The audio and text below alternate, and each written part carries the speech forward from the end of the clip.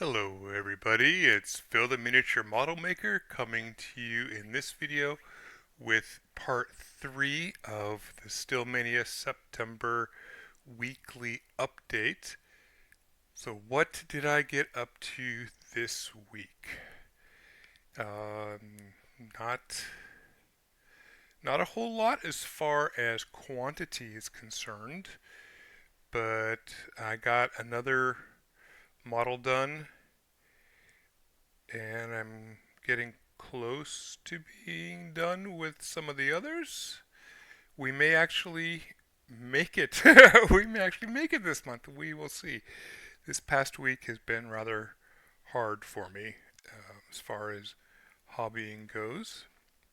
Had a had some life things going on, but like we all do. So let's get into it and see what I got. So first, I got these primed, base coated, um, both of them obviously, and got the missiles done, got them put on, and that's where both of these were at early last week. And then I got this stealth suit pretty much done. I've got a couple things to change out. I did decide to go with the gray and black rather than the brown on the fabric like I have on the foot soldiers.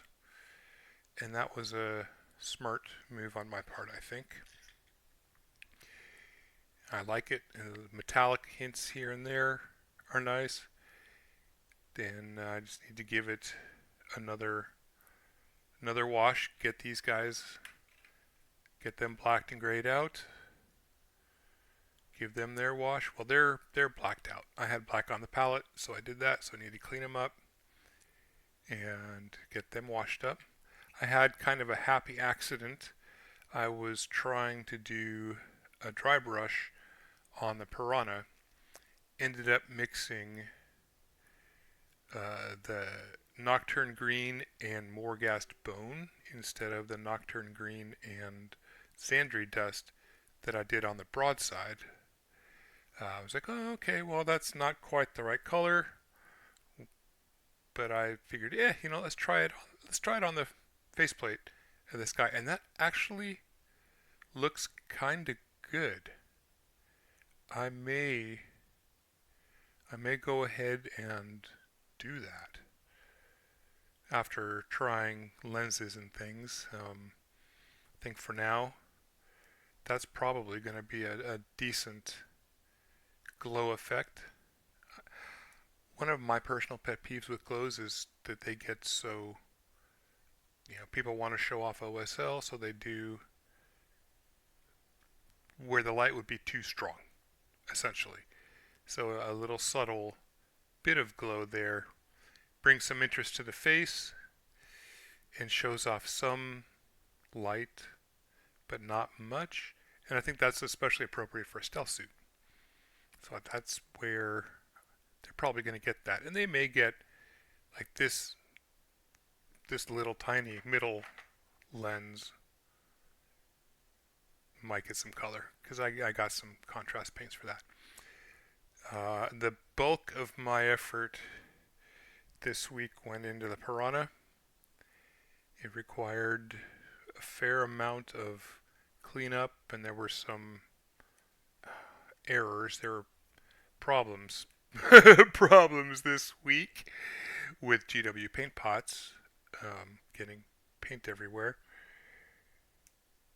But yeah, this was started out like this, and I went through and did some little lights and panels to the best of my brush's ability. Again, I've hit that point where I need that higher quality, better tip natural hair brush to get in and do more things that I would like to be able to do. However, this is very fine for tabletop standard, and that's what we're going for. And another happy accident, something I discovered, was after I tried putting some of the straight nocturne green down to get a little bit of color variance, because this, I mean, it's functional, but it's not quite as interesting. So I put the nocturne green down in places and wasn't quite sure how to darken it, so I just put some of the dark green enamel over it, just straight out of the pot, and that was that. That worked out very, very well, because not only does it tie the green color in from little subtle spots you can see on the model, it also ties in the green from the wash, the streak and grime that this is getting. So yeah, very happy with that. That's a tip and trick I'm gonna excuse me, use in the future. Also got the drones for them done. And man, these panel lines were fun. They're just the right size, and they were just clean enough. They soaked up that panel liner very nicely. And of course, now I have to go through and do at least these bits on these. But that's that. It worked out pretty well. It took a few more coats than I was expecting to get covered, because I didn't use the airbrush. I just used my stippling brush and sponges. Well, I used the airbrush for the dark green, the base coat. But there we are. That's the progress I've made this week. What do I have to do next week? So I've got one model done enough. These guys will get painted when I'm ready to put the pilots actually in there. So I have to finish this. Gotta finish and clean these guys up. Finish and clean these guys up. Finish and clean these guys up. Am I going to make it by the end of the month? With the way things are going now, no, I am not. But that's okay. Yeah, this was quite a push for me to go from 0 to getting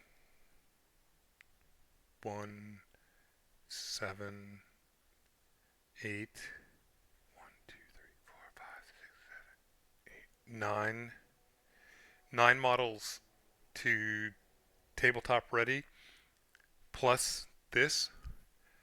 That was ambitious of me to start with, let alone the original possible scope of the project. I've learned a lot of things in this process, remembering how I paint, how some of these things need to be painted, how much time all of these flat surfaces take without an airbrush. So that's we're doing all right. Plus the need to let things dry and take it at a time. And one of the things that has been bothering me this week is pushing myself hard for this. There's a point at which, well, how can I say this? So some level of deadline is important for getting projects done. Yeah, I was a department manager. I've been in project management for a long time in my life, and deadlines are necessary when it comes to work where you have to be productive, where you have to get things done in time in order for other people to be able to do their job, and for produce, whatever product your company is making, to get out so you can sell your product. In this creative endeavor, not so much. especially making YouTube videos, which is also of this process, which is also a first for me.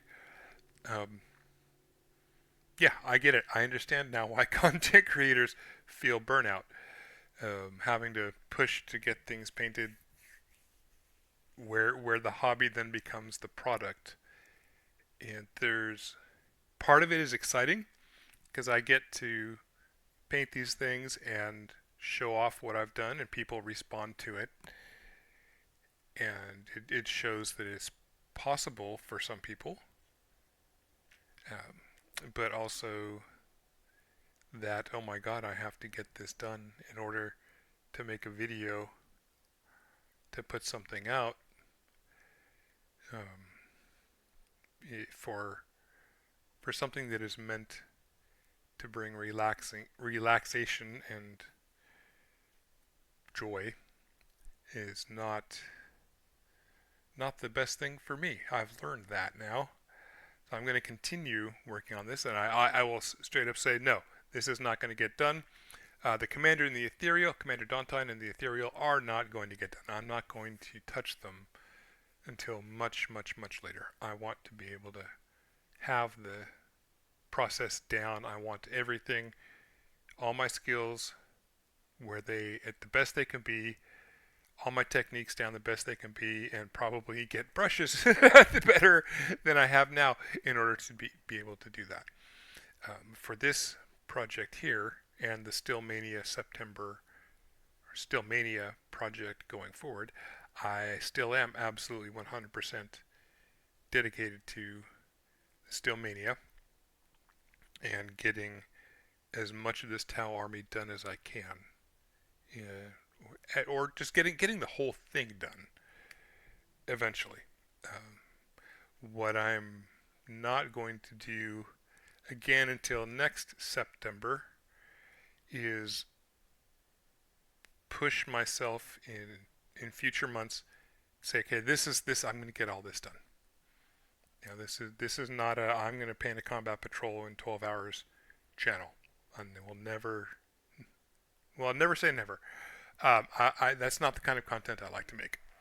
I want to be able to show people real progress at a reasonable rate on an army up to tabletop standard.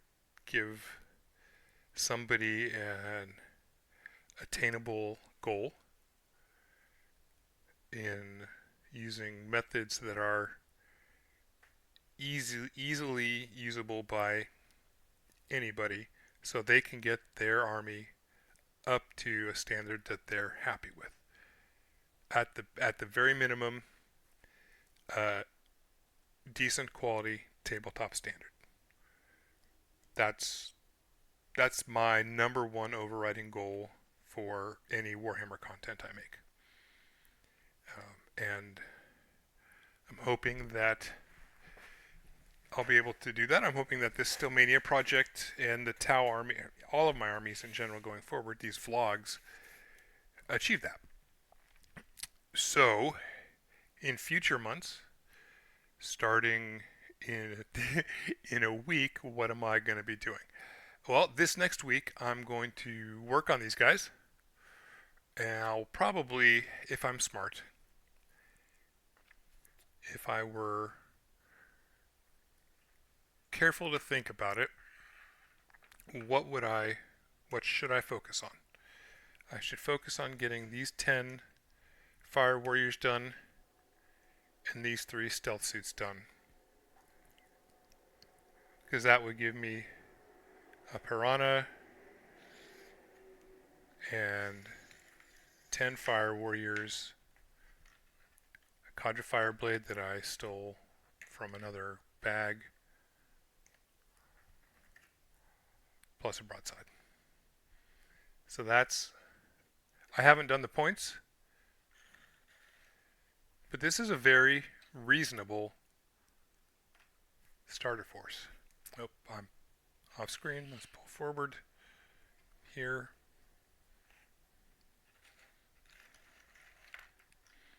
You know, if I can do this, if I can get all these these guys done up to tabletop standard in this month, that would be a starter force that you could totally play games with. And what is the one of the fundamental tenets of Stillmania? Building your first division, your first detachment, up to be able to play a game with, and then expanding it going forward. So there we are. Here's our playable force. We've got a little bit of a flyer. We've got a little bit of battle suits. We got some this. There we go. And then, well, then maybe I can add that or that, and then I'll do the other one once it's done. And I'll work on them at a reasonable speed, and they will be done when they're done. Not, I need to have these done by 2 weeks from now. Once that's done, I've already got my first army expansion here in the bag. Once these are all ready, up to tabletop standard, I'll work on this. And when that gets done, then I will pull out the next expansion, which will more than likely be working on some boarding actions, boarding patrols. So I've got a Chaos Space Marines list or video built where I did the army overview, and then I built various thematic lists from it. And that includes boarding actions. I think it would be a good use of time to get a couple boarding patrols painted up. Have a little bit of variety, do a little bit of chaos, do a little bit of loyalist, and then come back to the Tau and keep working on bags and bags, and then do another boarding patrol from something. Because right now these boarding patrols are 11 models, and I mean, right now we're talking about 10 normal Terminators, 10 Loyalist Terminators and a leader, and then 10 Chaos Terminators and a leader. Terminators aren't exactly hard to paint, but it would also be a good example of how to do a very small force up to maybe a higher tabletop standard.